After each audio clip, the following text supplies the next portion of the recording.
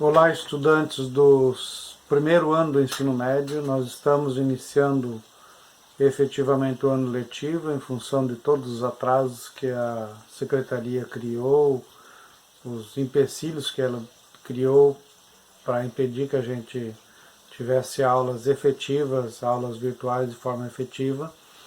E a gente está iniciando então o ano letivo efetivamente em geografia. O primeiro assunto que nós vamos abordar em geografia no início do ano letivo é um título chamado Epistemologia da Geografia. Um nome estranho, mas é esse mesmo. É o estudo da geografia propriamente dito como ciência, como disciplina. E a primeira informação que nós trazemos é que há 2.400 anos atrás já sabia-se que a Terra era uma esfera. Então, nós vamos partir desse princípio. Nós jamais vamos discutir aqui terraplanismo, porque nós não partimos de conceitos tacanhos. Então a gente vai falar a partir do conceito da esfera, o conceito da Terra enquanto estrutura, forma esférica. Então a gente vai perceber lá no livro de geografia de vocês que o Eratóstenes, ele viveu entre os anos 280 a 130 a.C., ele já havia feito um cálculo e chegado muito próximo do que seria a circunferência na linha do Equador, que mediria próximo de 45 mil quilômetros. Ou seja, 200, quase 300 anos antes de Cristo, alguém já tinha feito esse cálculo com a precisão muito próximo do que é os dados que nós temos hoje. O que nos leva a crer que nós temos 2.400 anos de construção científica que afirma que o planeta Terra é uma esfera, e aí vem um bando de idiota no atual cenário de obscurantismo intelectual que a internet traz e afirma que a Terra é plana. Então não dá para admitir uma situação assim. Próxima informação então a ser observada é que as primeiras grandes escolas de geografia elas foram alemãs, e a escola alemã ela trouxe o racionalismo, ou seja, a gente começou a entender a geografia a partir de conceitos racionais. Os dois grandes teóricos que contribuíram nesse sentido foi Alexandre von Humboldt e o Karl Ritter. São dois alemães que pensam os conceitos da geografia a partir de um conceito de abstrato, a partir de provas científicas, né, naquilo que a gente chama de evidências empíricas, ou seja, provar isso em laboratório, aquilo que se verificava na prática.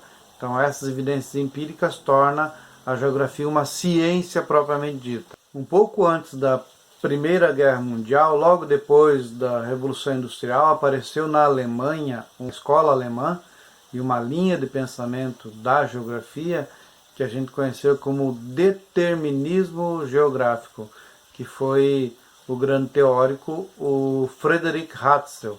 Ratzel criou a ideia de que determinados povos estavam pré-determinados a dominarem os outros em função das condições que eles tinham.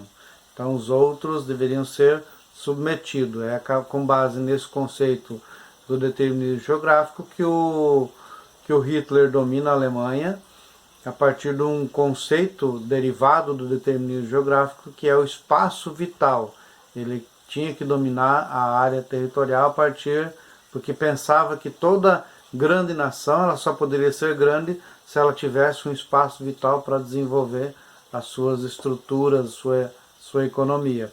E foi com base nisso que a gente tem uma difusão de ideias que leva à escravidão, que leva a admitir que os povos do norte são mais inteligentes que os povos do sul, o complexo vira-lata do brasileiro que acha que o estadunidense é o melhor e nós não somos nada. Então é com base nesse conceito de determinismo geográfico. para fazer frente a essa escola determinista, que é a escola alemã, aparece um outro conceito, que é o conceito do possibilismo geográfico.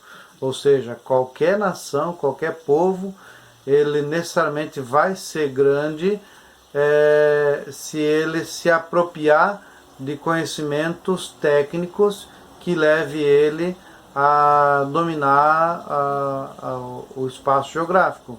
Então, qualquer povo pode dominar o espaço geográfico e, em função disso, ser uma grande nação. Então, vem um conceito de possibilismo para bater de frente com o determinismo geográfico.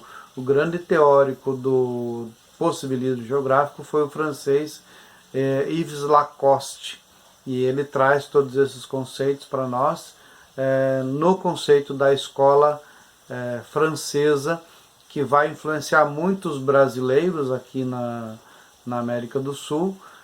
Entre os tantos brasileiros influenciados, Yves Lacoste influencia o pensador geográfico brasileiro chamado Milton Santos.